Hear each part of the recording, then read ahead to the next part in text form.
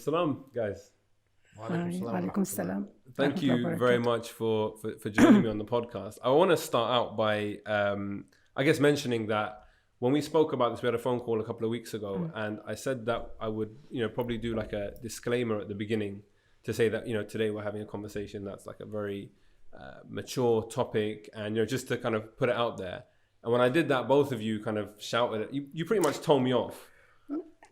I would just say, I wouldn't say shout, but I felt like I was being attacked. I'm really sorry if you felt this way. But what I felt like you are trying to cover up or trying to introduce a topic which is very crucial for Muslim societies and Muslim people, in a way like covered. And this is what we are doing in sex. We are covering everything up so people don't know anything about it.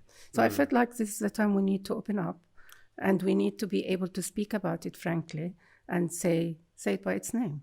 And I think, I don't know which, I'm going to pin it on you, but someone said that I was infantilizing the Muslim community by, so she's pointing to you, apparently you said this, I was infantilizing the Muslim community by even suggesting or thinking about framing it in that way.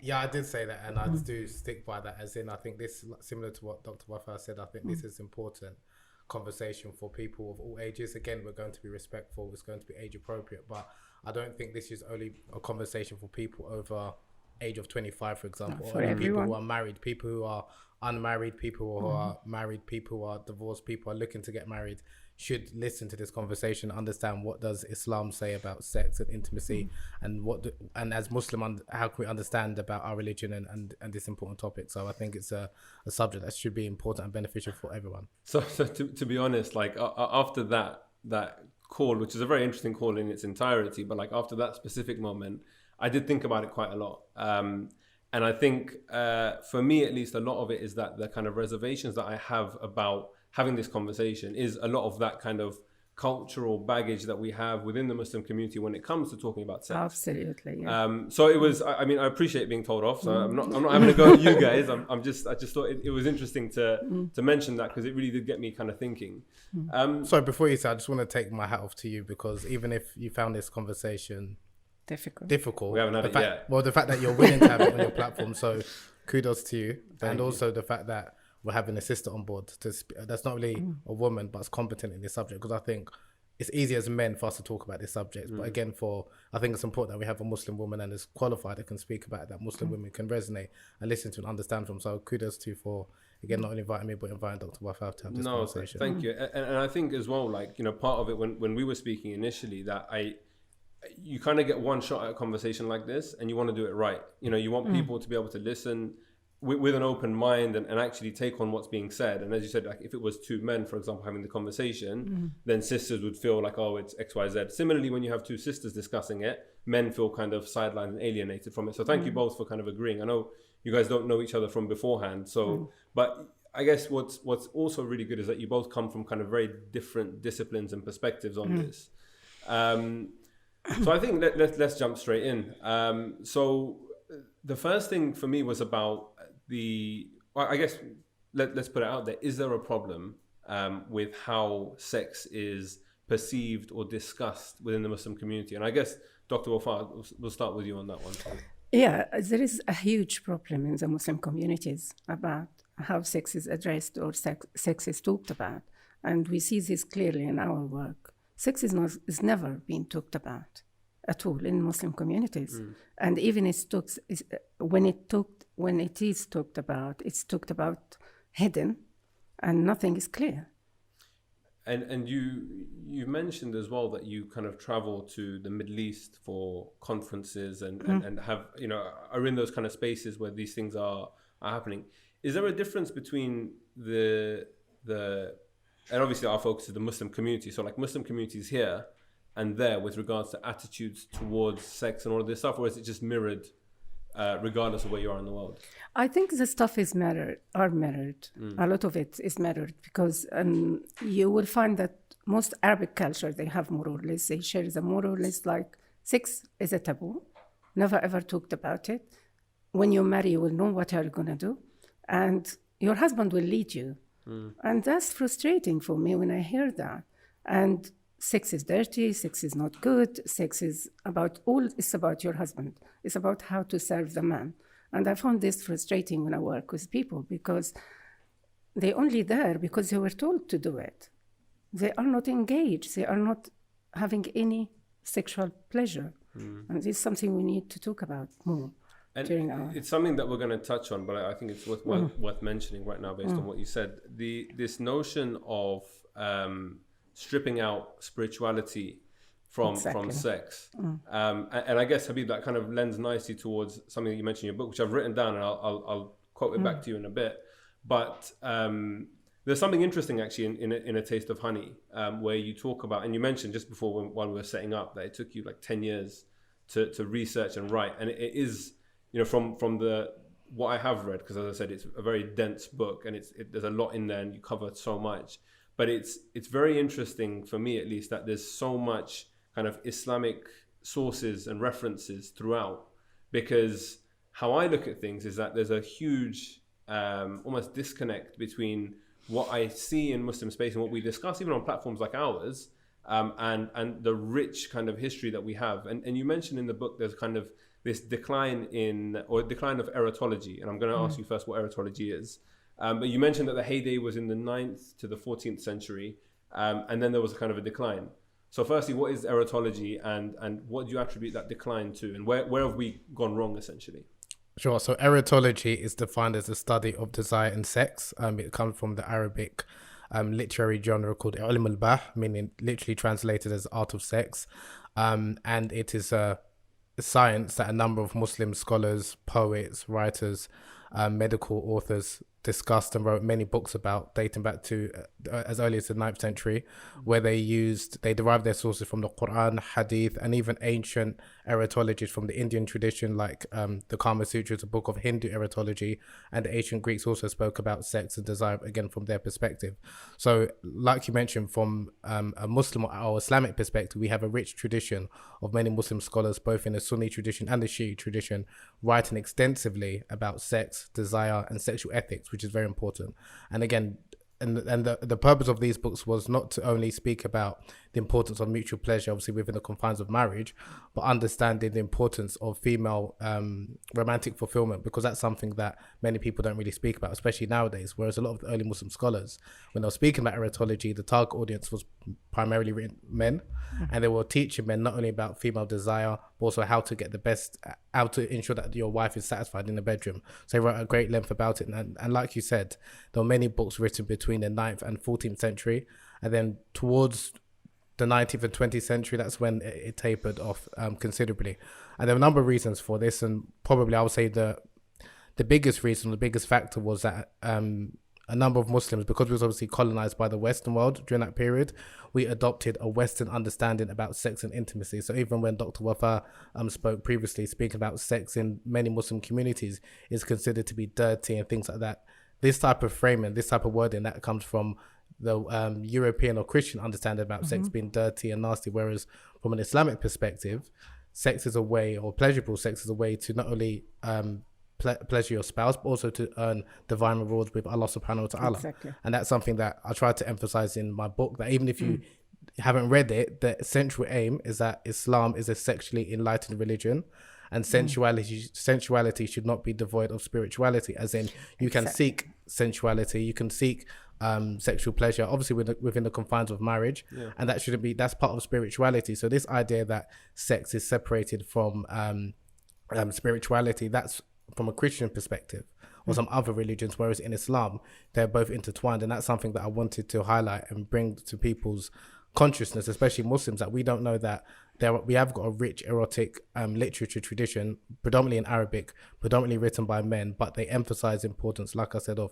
mutual sexual satisfaction within marriage, and obviously the importance of women's romantic fulfillment in the bedroom, and also understanding the differences between both male desire and female desire, and how you can get the best out of your relationship to have like a healthy and fulfilling relationship within the confines of marriage. I do just want to say that I love that even in this we can blame the West for perverting, I guess, the attitudes and the way that we approach sex. In most of our podcast episodes, we end up blaming the West for something. So I'm glad that even in this conversation about sex, we can do the same thing. But we have to take some responsibility because I don't want to just blame the West. Not absolving that's a contributing factor, but at the same time, culture. So, I mean, I'm originally from Nigeria, and even when we speak about Muslim communities, it's important we use a plural because in Nigeria, we're not homogenous. We're not a monolithic group, and there are many Muslims who teach about sex and intimacy. So this idea that sex is a taboo is not a taboo in some Muslim cultures, and that's what I kind of wanted to bring to light. And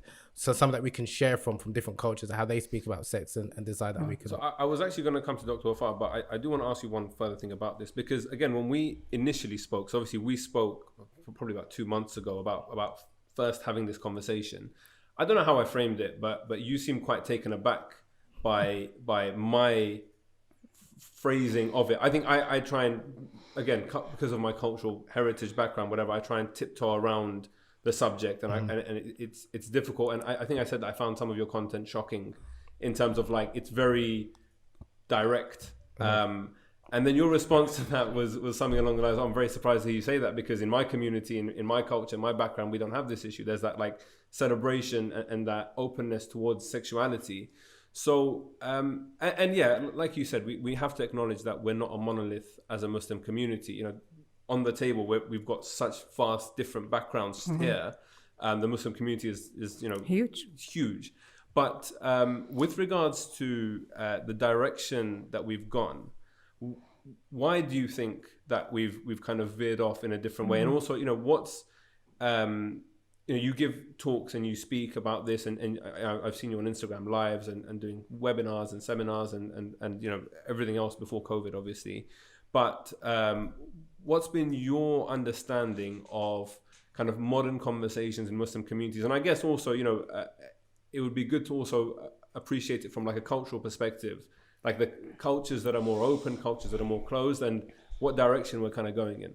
It's a brilliant question. I would say, if I were to sum it up, and it's looking at many cultures, both even Muslim and non-Muslim, we have a problem of male sexual entitlement, where the concept of sex and desire and intimacy is not really a problem amongst many Muslim circles, amongst Muslim men, but it's genuinely an issue if Muslim women want to speak about desire or speak about even within the confines of their marriage, they feel like they might be shamed. They might feel like they're not able to even conversate with their own husband. They might not even able to bring this topic to speak about in public or speak to the imam. And there's a lot of men who are uncomfortable to hear women's views or their opinions or some of their issues in regards to the issue of sex. But when it comes to Muslim men, if a Muslim man has an issue, go and marry another wife, divorce your wife. Exactly. Even if it's related to sex. So it's not that we have reservations speaking about this topic. We have reservations speaking about this topic when it pertains to women. That's what I've noticed. So the culture of male sexual entitlement is something which is, you could say it's a pandemic. It's across many cultures.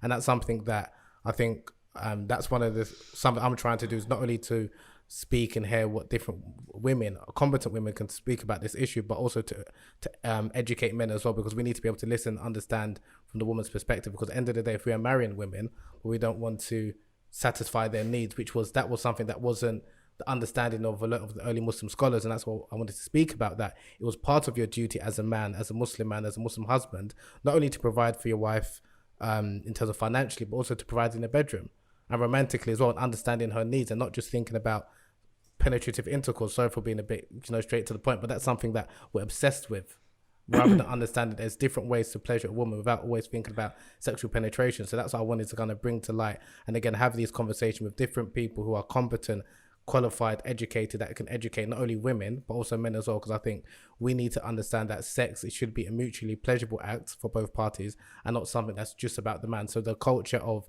male sexual entitlement, I think that's something that we kind of need to address and give women the power where they feel entitled to sexual pleasure the way many Muslim men do feel entitled to pleasure.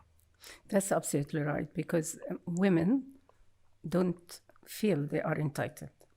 And also, I agree with you, but I don't think men have to provide for women any sexual pleasure. I disagree with that, because women should seek their sexual pleasure. Therefore, they have to have the freedom to talk about their sexual needs. Man can provide, but from my experience, men provide what they know. They don't provide what the woman needs. And that's really frustrating. And the woman, as Habeeb said, they haven't got a voice. They haven't got the power to speak about their needs. They always feel like ashamed. They always feel like they shouldn't speak about it. Whatever they receive from the man, they accept it. It's all about pleasing the man. And that's not right. We should really help women to speak about their needs. So we have to teach them, we have to educate them, how they get pleasure, how they really enjoy sex with a partner, how they say no if they don't like it, how they want to be connected during sex, because sex is not about physical contact. It's beyond that. It has emotions, it has feelings. Exactly as Habeeb said, it's spirituality, but big part of it is being yourself, looking at your own self, being connecting with other self. And that's a big thing. We don't do it. We don't talk about it. So I think there is a big thing. We need to concentrate on women more than men, because Habeeb said, and I see in my clinic that men knows exactly everything. And when you start working with them, you find men, I do everything you say, but no response from the other one. And I hated when I seen a woman yesterday who said, my husband called me frigid, which is a very difficult term to say. She is not. She says he does what he wants, and that's it. Off he goes. And that's not right. Woman has to get what they need sexually. I think what's really interesting is that on a kind of relationship level, before we get to the kind of sexual level, relationships, marriage is difficult. And communication, and you mentioned this, and you just also kind of alluded to it, that communication is key. And it's something that I think, when, and you see it in your own relationships as well, like when communication is strong, you can go through hard times, you can go through times when everything's good, but that communication is kind of what keeps that bond together. But I guess I wanted to ask you, and you've already kind of alluded to it, but in terms of the clinics and the couples that you've seen, I'm sure there are kind of recurring themes, because what I've seen at least is that when I get together with my friends and we do discuss our marriage, or like the grievances we have with our wives and whatever, like, oh, we don't get enough time to play PlayStation, the very trivial stuff, you find that everyone has the kind of same experience. And obviously that's very kind of trivial. So the assumption then, although we don't get to that level of talking about sex in depth, but the assumption then is that even on a sexual level, people have similar issues. But we just don't share or whatever else. So you're probably very well placed to be able to, I guess, share a little bit more about what exactly the recurring issues are, specifically, I guess, again, within the Muslim community, but what kind of things do you see as recurring issues? Okay, before I go there, I just want to comment on what you have just said. It's about communication. Okay, good. I didn't say anything wrong. No, it's not wrong, but it's interesting that when you start working with people, they will say, oh, I have a good relationship, fantastic relationship with my husband. I have no issues at all. It's only when it comes to sex.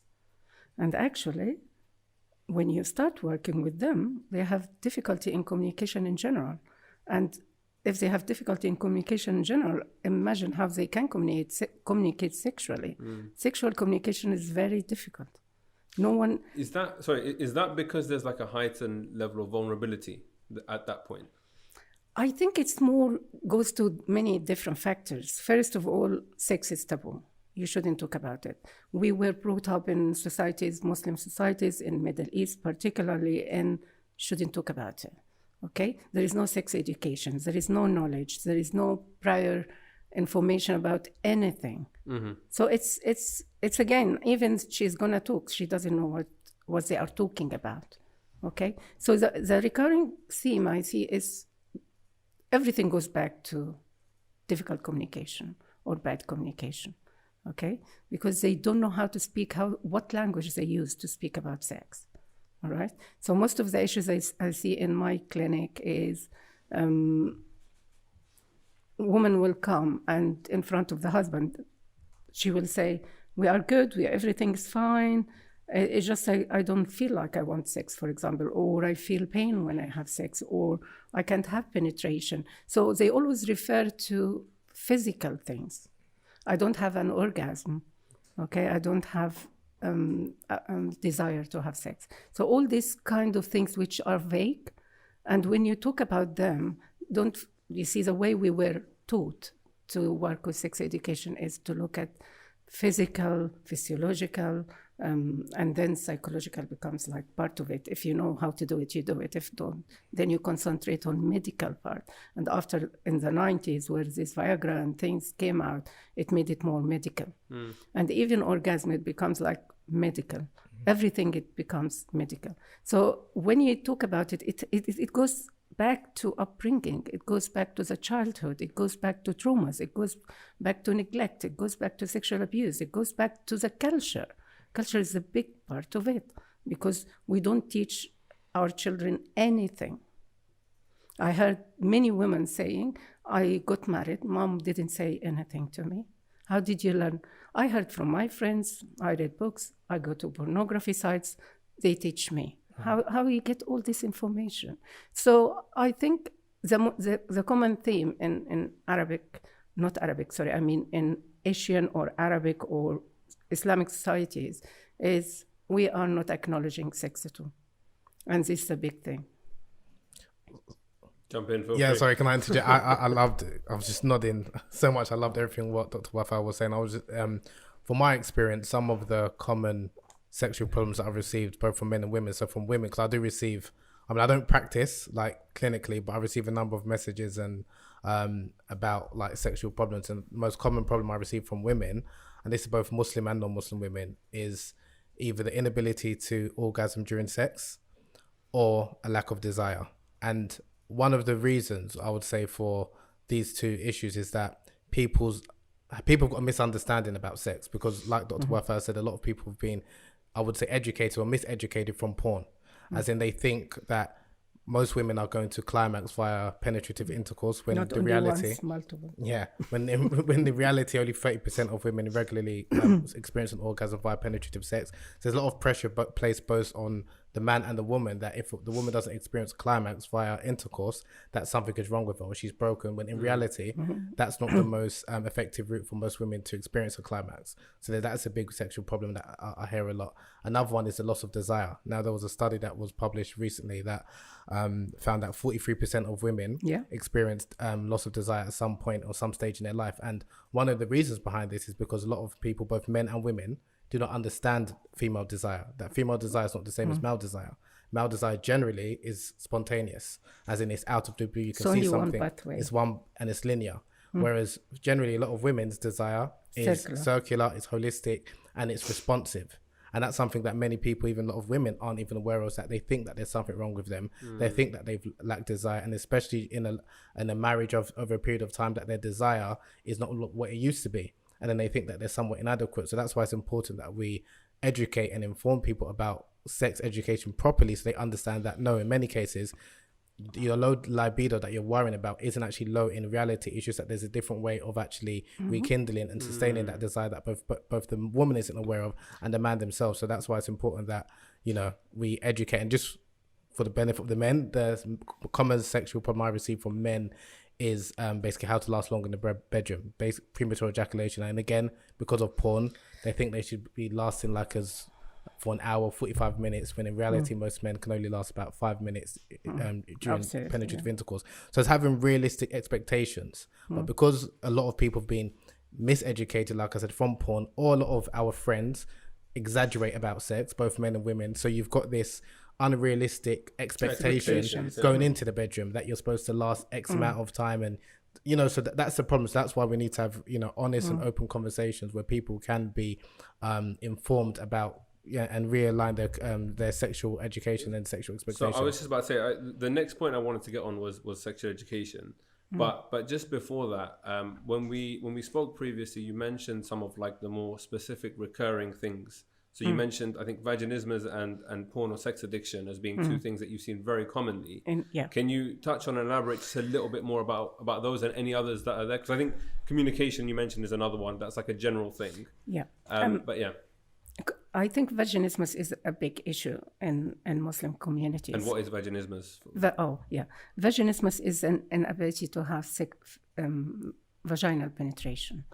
And it's very common, or pain when they have penetration. So it's very common. It's the woman is not able to insert the penis inside her, and it's really difficult. And when she can't, ends up with having severe pain. And the more she has pain, the more becomes fearful and she can't perform. So it becomes like no-go area there. And is that a physical or a psychological issue? That's a good question, because vaginismus could be physical, but it's, again, you can't say vaginismus is only physical. Vaginismus is a big thing. It's physical, it's psychological, and it's emotional, it's cultural. You can say, you can put all this together, but the woman can have, like, insert anything inside her, but when it comes to her husband, she can't. And therefore, psychological part in working with vaginismus is very important. And for example, I talked to a woman today. She has been married for 6 years. And she tried everything possible. And this is really, she went to many doctors. She went to many physical therapists who they help with training the muscle, because we know vaginismus is just like involuntary contraction of the pelvic floor muscle. Therefore, when they contract, they close the vagina so nothing can go in. And the woman really was frustrated. She was broken completely. She said, I tried everything.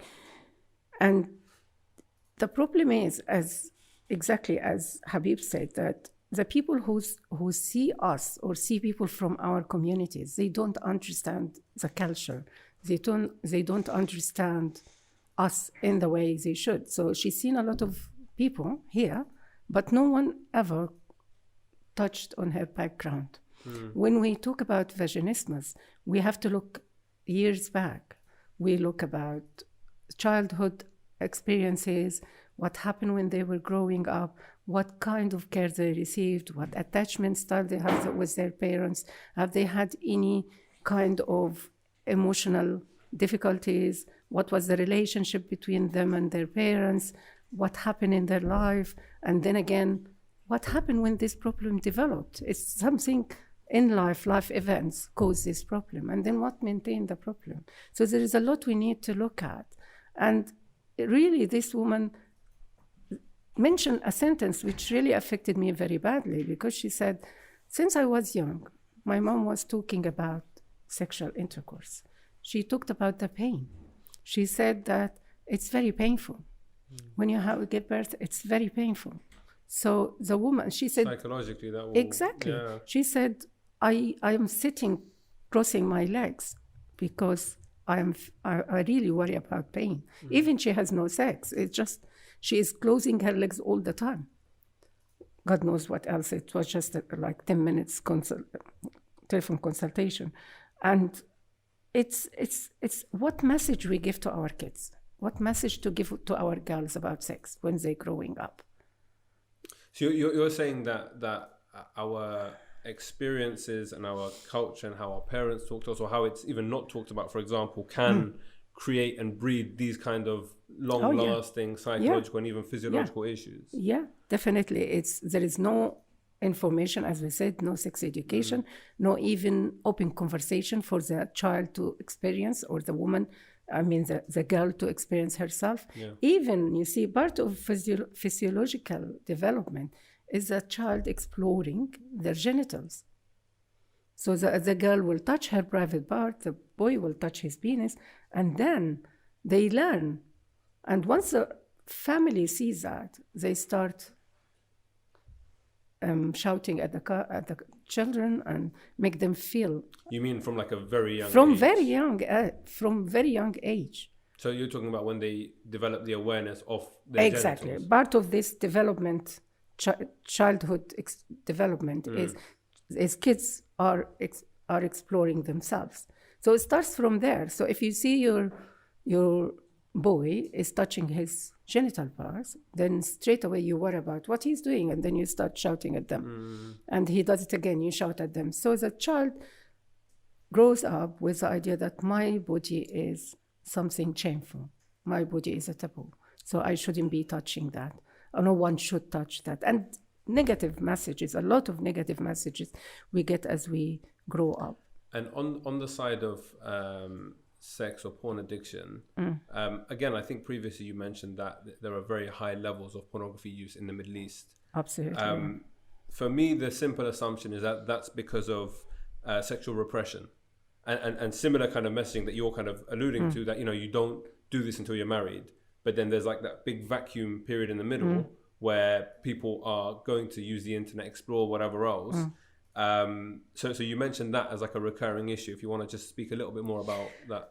Yeah, it's a recurring issue, but if you look at sex addiction has multiple roots into it. So if we put sex addiction in a circle, we have something like opportunity, exactly like you click on the computer, something came up, and then you click more to come, and then you become interested.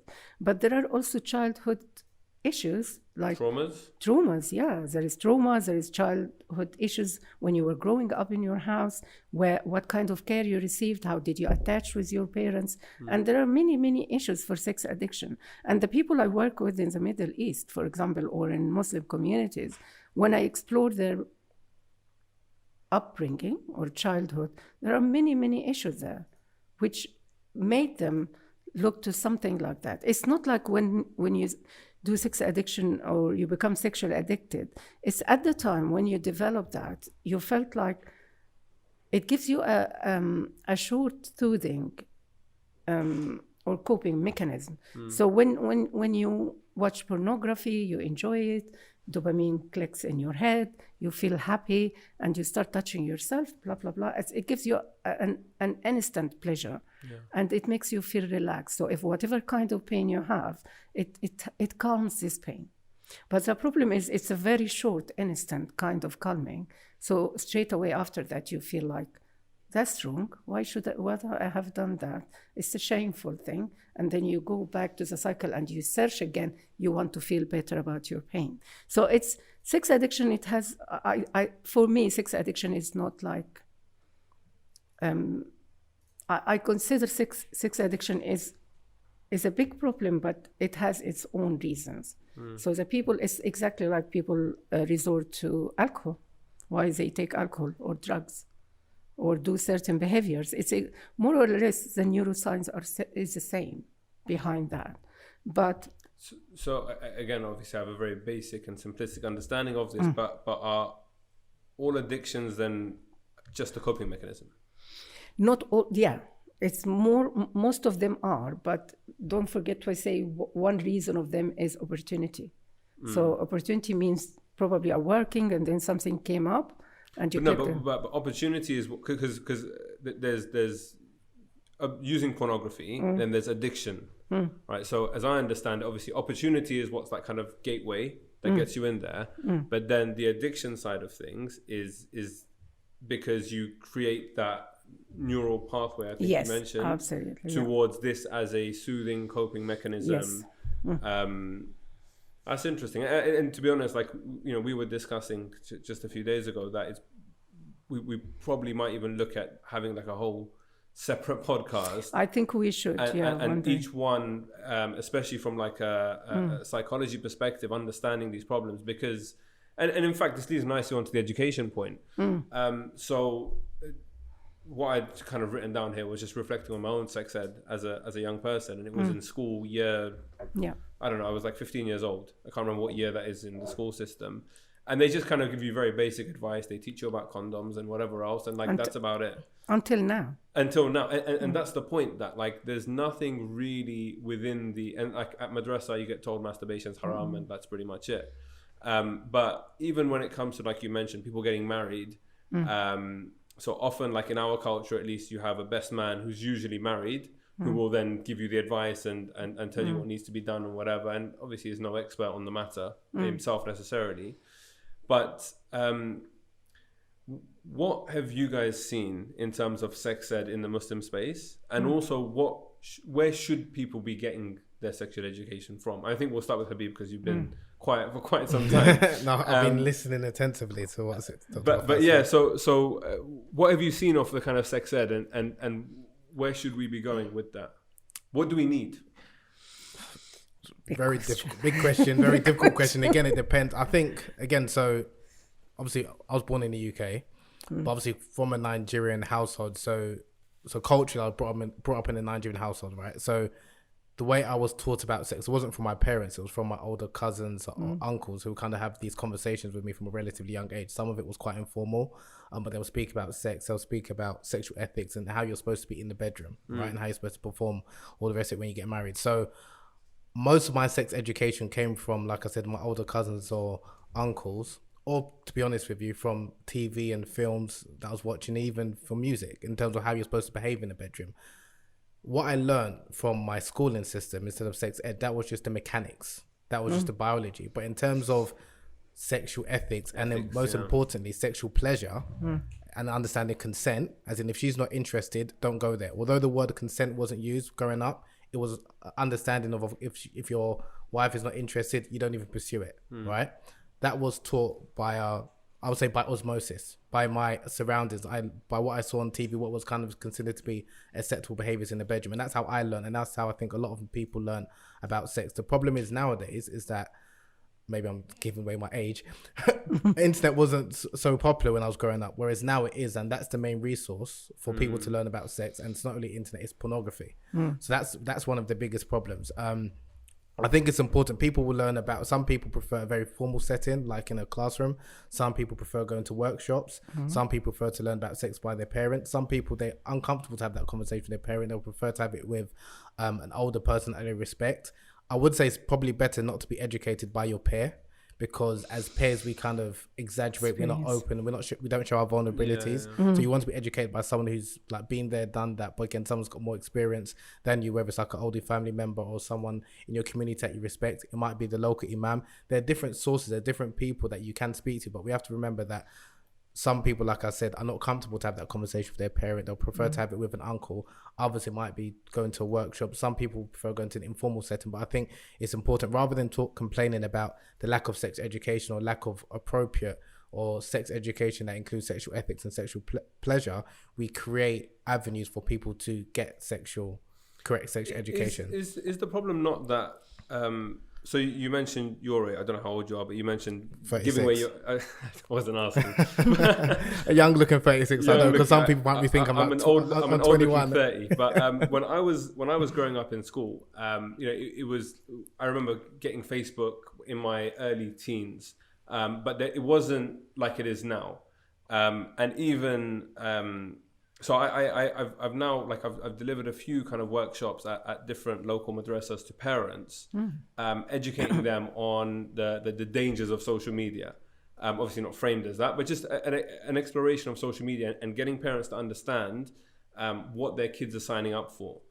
So I know, for example, one dad said to me that, like, I let my kid have all the social media platforms, but it has to be on my phone. Okay. So I have access, I have all the logins, I can look at his communications.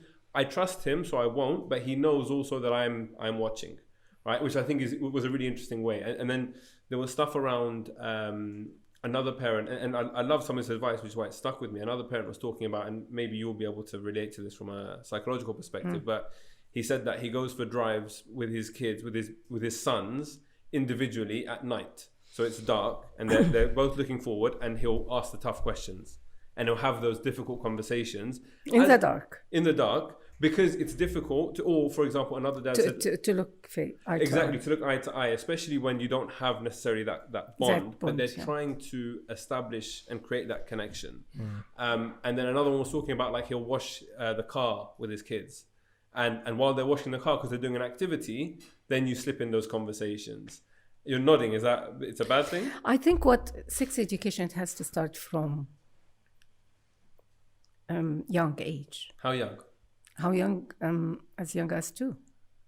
Okay, so my daughter is 2. What does that look like for me? So if your daughter, for example, touches herself, and then just let her do that, because by stopping her, and then she will do it again. It's at this age, and when they're growing up, they explore themselves. That's a natural process. They need to know what is this, and when they become 3, 4, 5, why boys are different from girls. So they start trying to explore, even they explore together sometimes. So the idea is to let her, not to shame her when she does something like that. When she does it, understand she is trying to explore. She is not doing it because something else, unless it becomes recurrent. unless it becomes recurrent in front of people. And at this stage, you need to make sure that nothing is bothering her. So it's important to allow the children to explore themselves in the good way. If there is any opportunity or in any question, we need to answer that question according to the age of the child. And by doing that, slowly, gently, you give them information according to their age, knowledge, and let them know about parts. When they are in the path, you can tell them they probably touch part, this is named this is named this, something suitable for their age. So you see, even on that point, this is something that we've been discussing in the office, because a couple of us have kids, all around actually similar age, 2-ish, and we're thinking about sex ed as one particular avenue, and how, at least from an Islamic perspective, there isn't currently a framework for this in terms of what age do you tell your kids what. And my particular personal concern is that, like you were mentioning, how, you know, I started actually making this point and I got sidetracked talking about kids and parents and whatever, but social media has kind of just created this avenue where I think there's almost like this hypersexualization of everything. The media as well. The media generally, but I think the internet is just rampant. So even things like TikTok, you've got underage kids essentially dancing in very little clothes, and that's like that's considered appropriate, good content that goes viral. And young people and old people are consuming this stuff. And so I feel like we haven't kind of caught up at a time when, you know, when I was younger, yes, of course, sex is always a thing and it's discussed and whatever, but I feel like it was more balanced in terms of like, you weren't hearing from this side, but you weren't also hearing from the hypersexualized side. Now we've got all this noise. And as you said, we learn through osmosis. So you've got all this noise on one side where you're just taking this all in, but then we have no counter narrative. Exactly. So how do we create that? We have to just create the spaces. I mean, there are people, but we need to amplify those people's voices, because there are people that are teaching sex ed online, and in age appropriate settings to women only, men only. So there are spaces, but what generally happens is that, and this is something I've noticed, if you frame yourself or position yourself as a Muslim that's speaking about sex, you're going to have a lot of backlash within the Muslim community. If you just happen to be a sex educator who's speaking about sex, then Muslims are more likely to listen to you. So in a way, it's kind of like you can't put your religion in the forefront. But isn't sorry to cut you off. Isn't that because there's like this kind of shame element? I think it's because people's misunderstanding about the religion.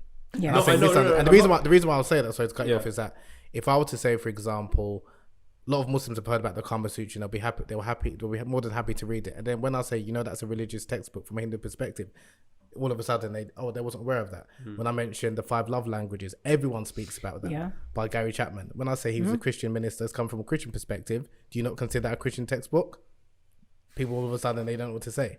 Whereas when it's a Muslim, anything you speak about is like, this is a religious textbook and they feel uncomfortable to take it from a religious person, so I'd rather go from secular sources. But that's what I mean. That's the problem, right? That we've disassociated sex from Islam to such an extent. Because in Islam, I think Salim, what we hear from clerics and imams, that some of them translate. I'm not going to say all Muslims, clerics are translating Islam in the right way. Okay, so it's again, as we all know, there are many hadiths out there which are not right, emphasizing that woman, for example, should listen to her husband. I'm pleased that Habeeb talked about he was taught, not if the woman says no, he respects that. Actually, in Islam, it's opposite teaching, because if you talk, if the woman wants if a man wants a woman, and she said no, then all malaika will be angry with her until she gets up in the morning. There is a hadith like that. Have you ever come? I haven't come across that. No, there is hadith like that. Whenever your husband asks you, you have to obey. And that's not right. So I don't know if you come across that. I know the hadith. I think a lot of it is... It's not a big hadith. It's not... I know it's a daif hadith. A lot of it, I think, it comes down to the interpretation of the hadith. Exactly. That's what I'm saying. And that's one of the things. And that's something which... So, for example, there's verse in the Quran which tell us that we're supposed to respect our parents. There's some parents that abuse that. And then some people will abuse that, but it's not the Quran that's at fault. No, that you it's are not supposed the to obey. Quran. It's the No. people that's abusing that, and they will manipulate that. Do you understand? So there are hadiths which speak about the importance of the wife fulfilling her husband's right in the bedroom, the same way there's importance of the man fulfilling the man's right. I mean, the wife's right in the bedroom. Now, the problem is that a lot of the clerics, imams, da'is, majority men, we're speaking again, what I spoke about the male sexual entitlement earlier, they will emphasize these hadiths, they'll emphasize the importance of the woman fulfilling the man's duties, and there's no balance, and that's the problem. Again, sorry to cut you off, but you mentioned Suyuti. And I think there's like volumes and volumes of books that he's written about this, and it's something I had no clue about. Yeah. And I think that's what's really interesting, because when I think about education, there's kind of two levels to it. So for me, thinking from like the Muslim Vibe perspective, I'm always thinking grassroots. Like the three of us can work together, create content, create a framework for at this age, this is what you should be saying to your kids. And in fact, it's something that we're actually trying to do. And I might that would be great, afterwards. because it's all will start from childhood. Yeah. The more the child grows up, the more you feed them with, they ask questions. They ask sexual questions, and we feel shy. Don't talk about this. Don't mention. It's because we don't have an alternative narrative. Or Therefore, we have to learn as parents. We have to learn that if there is a question, it's a platform to answer in the right language for the right age at the time. And the more they grow up, say, for example, you are watching a film, and then some erotic scenes or a kiss or whatever, straight away some parents will switch off the TV. Shoe flying across the yeah, living and room. what message you give to your child? Yeah. And actually, you encourage him to go and search behind your back, find more information. What's about that? And probably will get more interested. But if we take this any opportunity to teach them, to feed them with the right information about what sex is about, what sexual relationship is about, how women and a lot of children will ask, where did I come from? How did you get me? And then we say, oh, you came from the sky. Or God just gave you to us. It's all really idiotic answers. And actually we should be clear. We should be clear according to the age. And I think as well, just to add to that, I think like so similar with the platform that you've created and what you're doing, yes, you're educating people, you're empowering people, but you're also entertaining people. Correct me if I'm wrong, you're right? That's how you... With the Muslim Vibe? Yeah, with the Muslim Vibe, right. And I think that's important because generally when people think, and I'm generalizing here, people think about Islam or sex education, it's like rule-based, halal, haram. And I think that's not the way we should look at. When you're speaking about any relationship, whether it's a interpersonal relationship, you've got a friend, you don't think about this is what I can and can't do. You've got friends that these are their things. That's why as Muslims, when we teach about Islam or these topics, understand the spirit of the law as opposed to declare rigid, this is what you can't do, this is what you can do. Because most people know like the boundaries in terms of what's acceptable, what's not acceptable. Now within the boundaries obviously of a marriage, there's many things that maybe is acceptable for one person in their marriage, it's not acceptable for another person based on their culture, their personality. And that's what we need to kind of speak about, because generally we just present one ideal and then people feel, okay, if they don't conform to this ideal, there's somewhat a bad Muslim wrong. Or there's something wrong with them. And that's not the case. And that's why I just think we just need to expand how we're even framing and speaking about sex education. Because even when I think about sex education, to be honest, I just think of it's a dry subject. I'm just going to be hearing about biology. I'm just going to be hearing from Islamic perspective, halal, haram, that's it. Whereas people speaking about sexual ethics, consent, pleasurable sex or intimacy or relationships, you're speaking about many things that just doesn't pertain to what Dr. Wafaa said previously about the actual acts. You're speaking about a lot of the acts or the attitudes that precede the actual act of sex as well. So I think that we just need to kind of be clever when we're marketing it as well. But I guess the point is that we don't even get to that point because we don't talk about sex. We do. We're talking about it now. No, we're talking about it now. But people we are speaking about it now, but even husband and wives, they don't talk about it. And this is a frustration of it. And when you start working with them, I worked with many people who were like, how on earth you say that? How on earth you want me to call my parts or my wife's parts in certain way? I said, I'm not. Call them whatever you like. But there is always resistance about learning, about saying Islam give us all the liberty, give us all the freedom to enjoy each other. Yeah. But we don't use it. We have certain fixed, teaching about sex. So we have to change that.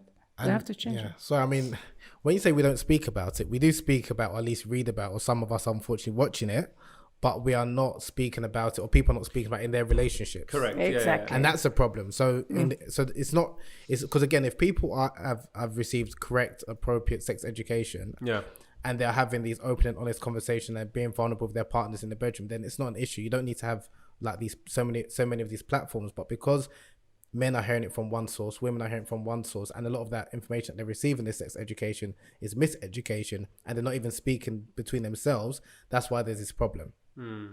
And I have to add to that, Habeeb, that every couple is unique. So whatever you do with your wife is not necessarily what I do with my husband. It's not Habeeb would do with his wife. Every couple is unique. They build up their sexual relationship according to their needs, emotions, feeling, connection, spiritual. I don't like this word. Spirituality. I can say it sometimes. All this included. Okay, so exactly as you said, it's vulnerability. How can you show your emotion, your feelings, yourself to the person in front of you? How can you be there without feeling judged, without feeling like misunderstood? Can be feel free and safe and protected. We don't do that. It's frustrating when you work with couples, and to get them to this stage, it takes a lot of effort. And again, they say, oh, but I was seeing a white girl who has initially vaginismus, now turned to be like pain during sex. And she was frustrated. She said, are you saying I'm the only one having this? I said, no. If you are the only one, I wouldn't be in this clinic because I'm seeing many people like you. She said, oh, are you saying there are people around me that have the same problem? I said, yes. And she felt, no. All my friends are okay. All my friends are fine. They don't have this problem. Actually, they enjoy what they do. Said, as Habeeb said earlier, if I'm not performing in my bedroom, I'm not going to come and talk to my friend and say, by the way, I have issues. Everything's awful, It's marvelous, it's great. And everyone, particularly men, they show they are great in bed, all right? But they don't tell you the truth. So they hear from their friends and they come and tell you, I'm the only one who have problem. There are many people out there have many problems, but some of them are able to come and seek help. Some of them, maybe they are at the verge of divorce. They have to do something about it. Maybe some of them were sent by their husbands to be sorted out. There are many, many things there. So many problems like that out there. And I think more in our communities. So you said you don't like pronouncing the word spirituality. So no, sometimes it's not I don't like. It's sometimes it doesn't. I know, but I apologize. But I love spirituality. The last segment we're going to be talking about spirituality. So Habeeb, just a quote from your book. In the introduction, you say the central aim of the book is to argue that Islam is a sexually enlightened religion, which teaches that sensuality should not be devoid of spirituality. The book also argues that the loss of sacred sexuality afflicting modern society can be reclaimed by a revival of the classical erotological traditions. For people listening, yes, it's very dense. The whole book is very dense, and it's a very good. No, you have to deconstruct. Yeah, we have to deconstruct all this. But I thought, and this has been like, I mean, we're just coming up to like an hour now, and it's been a fascinating conversation. And I definitely think there needs to be more of this. Whether it's a separate podcast or if we do this again, like a part 2, and we pick on specific issues, because like we discussed before, I think this is very much a surface level conversation, but there is so much more depth that we kind of need to get into. So I wanted to pick up on this, and it's something that we've discussed in passing, and I've kind of overlooked it as you guys have mentioned it, but the spiritual side. And Dr. Wafaa, when we spoke last, I've got here, ask her before the podcast, but I forgot to. You mentioned a model that, have you got it there? Perfect. Okay, cool. So we'll get back to that in a second. So Habeeb, with regards to the book, you mentioned that you wanted this to kind of make the argument for Islam being linked to spirituality. Can you expand on that? Sure. So what I wanted to demonstrate with the book, and that's why I quoted and referenced so many different scholars from different centuries speaking about this topic, was that the pursuit of pleasure or the pursuit of sensuality obviously, as long as it's within the confines of marriage, it's a way to earn the pleasure of Allah subhanahu wa ta'ala. And we know that's something that we're all seeking. We're all seeking to enter paradise. We're all seeking to earn the pleasure of Allah. And people often disregard that. Yes, we speak about charity, we speak about fasting, but being good to your wife being good to her husband as well, obviously pleasuring your wife, pleasuring your husband, these are ways where you can earn divine rewards. And this is why a number of the scholars spoke about it at great length, because like Dr. Wafaa said, every couple is unique and different. And the idea of them speaking about erotology and the different ways to pleasure your wife or your husband was because they wanted to present different ways, that there's not just one way. And one thing which I really loved about the early Muslim scholars that spoke about this topic is that they were polymaths, as in there wasn't just someone that was an expert in Islamic law, jurisprudence. There wasn't someone that they looked into theology, they looked into medicine, they looked into different, like it's a lot of the social sciences that we kind of revere today. And I think that's something that I think even with many of our, whether they're scholars or speakers, to take benefit into, you're not going to know everything, but you can learn some of the jewels from other social sciences and understand the psychology and these type of things. That this is something that again we can kind of learn from, and that's something which again, because one of the issues I think a lot of Muslims are troubled with is that we want the balance, like you mentioned earlier. We don't want to go to the one extreme of associating sex with just being about either procreation or it's painful, which Dr. Wafaa said, and we don't want to go to the other extreme, which we see in many secular societies, that hedonism. Yeah. And it's just about the pursuit of pleasure at all costs without having the restraint that we have to understand. Our religion teaches us we have to have sexual restraint. We can't just follow your desires and have relations with anyone and everyone that you want. And even within the confines of your bedroom, like it doesn't mean just because she's your wife, because some cultures teach that you've got access to your wife anytime and every time, and Islamically that's not the case. Exactly. So that's why it's about having that balance, and that's something which when I'm speaking about reviving the classic erotology tradition is because they spoke about the jewels of sexual pleasure and intimacy, but also spoke about the rewards that potentially you can get from it from a spiritual perspective. And this is something that not only can obviously increase the love between the partners, but also ultimately, inshallah, you can earn divine rewards with Allah subhanahu wa ta'ala. So for me, like I said, sensuality is not devoid of spirituality.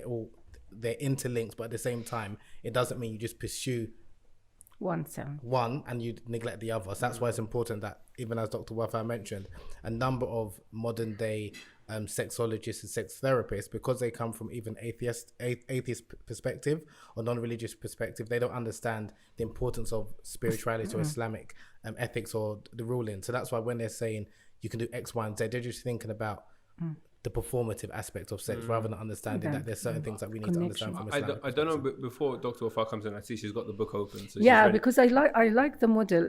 We do it more or less, but I like the way this, her name is Gina Ogden. So I was going to say, just before I bring you in, I don't know if this will make sense when I say it, but hopefully you guys will understand. But I was just thinking as you were speaking that when it comes to sex in relationships, even within the confines of a halal relationship, I still feel like there's this attitude that it's a very animalistic, lowly type thing, unless it's for the purpose of procreation, which is like a godly act. That sex is seen as like it's very base, and it's like fulfilling your base desire, just like eating in a way. Like gluttony and lust are two of the 7 deadly sins, I believe, right? And I think it's seen in that way, and that it can be perceived as like an overindulgence. I know this is wrong, don't get me wrong, but I'm just saying, I think that's the kind of attitude that some people have towards it. So that's why, as I said, when you talk about spirituality, it kind of, it changes the game a little bit. And when you think about it in the context, even within the book, when I was reading this stuff, I'm like, yeah, this is all in our tradition. It's good, it's encouraged, it's positive, but there isn't that appreciation because of, I guess, the erosion or even erasure from our traditions of these kind of sacred texts and writings. You were going to interrupt me. What were you going to say? I was going to. I'm sorry. It's just because I'm just curious. It's when you use the word like the 7 deadly sins. Yeah. What religious tradition is that? That's Christianity. We're not Christians. I know. But I'm just saying. There's a lot of when we think about last week from the Christian. So lust, as in this is that Western influence. It's a Western influence. Yeah. Again, to have shahwa, it's not bad in and of itself. If it's within the confines of marriage, it's perfect. It's not only good, it's laudable. It's a virtue. Whereas obviously if it's exercised outside of marriage, that's when it's... again, so that's why we have to even question ourselves and when we use it. Because when we think about lust, because you know people say lust is bad, but like love is good, because from a Christian perspective, you know that they believe that in heaven there's no such thing as sexual relations. Whereas from an Islamic perspective, we will enjoy sexual relations in paradise. So we've got a different framework of an understanding about what is sex. So even when we think about sex from an Arabic perspective, and nikah, we generally think of, if you say nikah, people think of marriage. The linguistic meaning originally, nikah means sexual intercourse. So the purpose of getting married is to have sex, pleasurable sex, and I would say not for procreation purposes. Because this idea of sex being purely for procreation, again, that's from Catholicism and Christianity, which we've adopted and consider that, again, the purpose of sex is to have children. And again, so that's why it's always about questioning, okay, this understanding that you've got, this Muslim understanding, is it your Muslim culture understanding or is it an Islamic understanding that comes from the sources? That's why it's just to kind of this is what I said, like this is the start of so many conversations, I think. But anyway, Dr. Wafaa, so I don't know what you're about to say. I want to say, probably I'm going to summarize what Habeeb said. Is sex is not only about performance. It's not about physical thing.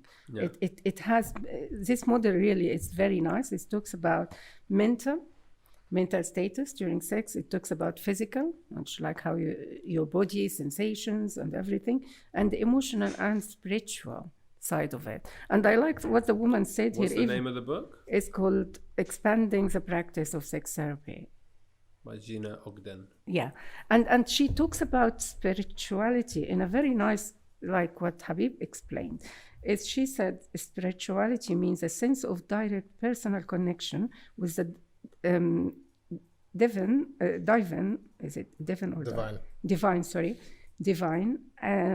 as distinct from a mediated connection of divine through organized religion with its culture and tradition of rules.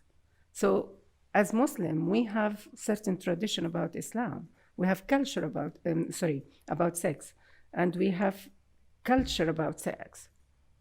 But actually what she's saying is sex is another connection with God.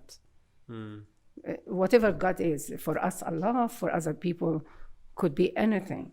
And she talked here also about it leads to increased energy, heightened meaning, and the sense of enduring satisfaction, which it's really important to feel like it gives you a sense of connection with self, sense of connection with your partner, sense of connection with pleasure, with everything. But people put religion and sex in separate contexts, and they don't mix. Yeah, and have you noticed that it's very common for people nowadays? People are uncomfortable with religion, but they prefer spirituality. I'm spiritual. I'm not religious. So that's something that you notice that people because religion unfortunately has a stigma even amongst Muslims. Yeah, that they want to be considered to be religious, because many people think of religious people being harsh and just giving instructions. Whereas if you're spiritual, you're someone that has a connection. You're someone that's and that's something that again we need to reframe, because there's nothing wrong with being religious, but it's people's misunderstanding of religion. The same way now with non-Muslims, no one wants to mention God or Allah, but they want to say the universe, they want to say energy, because they're speaking about the same thing, but again it's just like maybe as Muslims we haven't marketed the religion as well as probably we should have or we could do, to be honest. That's what it is, because we all want the same thing, but it's just people, again, I think if they hear certain words, I think because of their social conditioning, they'll just shut down, or they feel like this is not for me. And I just think even part of like the work that you're doing, we just need to kind of be a bit more cute in how we're kind of presenting this information, because ultimately what that book is saying is not too dissimilar to what earlier the Muslim scholars wrote. It's not too dissimilar to what the Kama Sutra wrote, but that's coming from a Hindu perspective. This has come from a different perspective. But again, like one of the big takeaways from me from today is that people are a lot more willing and comfortable with going outside of Muslim spaces to hear this stuff.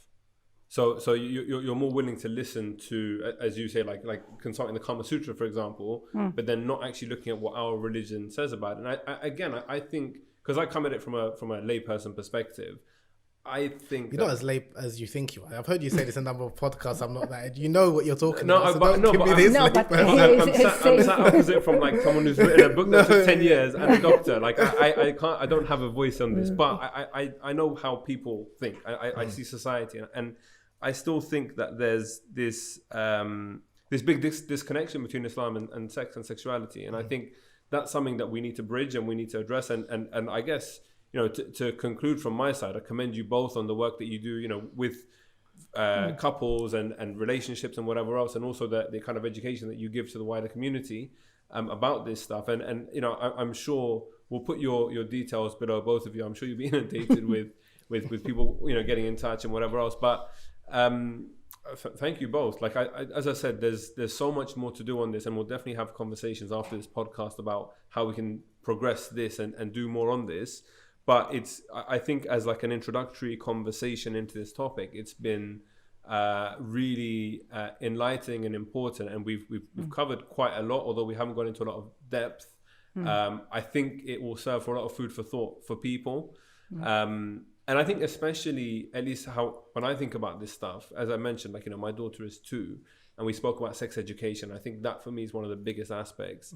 And especially people who are listening who are contemplating having kids, have kids already, or even their kids are like their teens or whatever, being able to assess and understand often, I guess, the mistakes or the ways that our parents did an injustice to the topic for whatever reason. And I think we should, we have to and can excuse them for various faults in their kind of in that arena. But I think it's really important that for the next generation, we do a lot better by them in terms of how we discuss these topics. I guess the final thing is that if either of you have anything else you want to add. I think when you do the workshop for social media or whatever, what do you do for parents? Yeah, talk about social media. Tell them not to take children in the dark and talk about it. Because this is a very bad association. Really? Yeah, because as a question. Step. So they will get many opportunities with their kids without waiting for that to happen. So the kid will ask questions, the kid will do something, will read something, will come across something. They have to be able to take the opportunity. So for full context, just to because I think that guy did well, because I think he had like 3 sons or something, and what he was saying is that to initiate that conversation, that's what he did. But then slowly the kids became more able to talk to them, and then one of his sons later on came up to him after breakfast and on a Saturday and asked him a very direct question. Good. But I think, and again, this might be like our own culture, but I know in my community, the perception of the kind of dynamic between the father and son is that very, like, the father is very stoic, very, the usual stereotype. And so now you've got that kind of middle generation, so like in their 40s, that have been brought up with that and are trying to change now because they're seeing their kids becoming men, teenagers, and they're like, crap, I don't know how to relate to this guy. I don't know how, like, I want to teach him, but all I've done is like the toxic parenting that I received. And now how do I establish a connection? So it was interesting because they were asking me, how do I start conversations with my kids? And I'm like, I don't know, guys. Like my daughter's 2, but she barely talks. She talks a lot actually nowadays, but it's not coherent. But so then what I said to them, I was like, you guys tell each other. I don't know the answers. So, what do you guys do? And it was interesting because you heard people coming up with stuff and other guys were like, oh, that's a really good idea. I'm going to try and do that. Because we're talking about we're having a conversation about sex here, but when we speak about communication at all levels of relationships, I think communication is the cornerstone, right? And it is essential. It's not easy, and it's not easy. So on the note of communication, let's definitely do more of this. I think we've started and opened the door to a conversation that does need to continue. Let's see where it goes. Thank you both for your time today. Thank you, Salim. Thank you. And thank you for having me. And I really have the pleasure to be with Habeeb today. It's pleasure to be joined by you as it's well. really you guys can have your own podcast. But no, thank you guys. Thank you.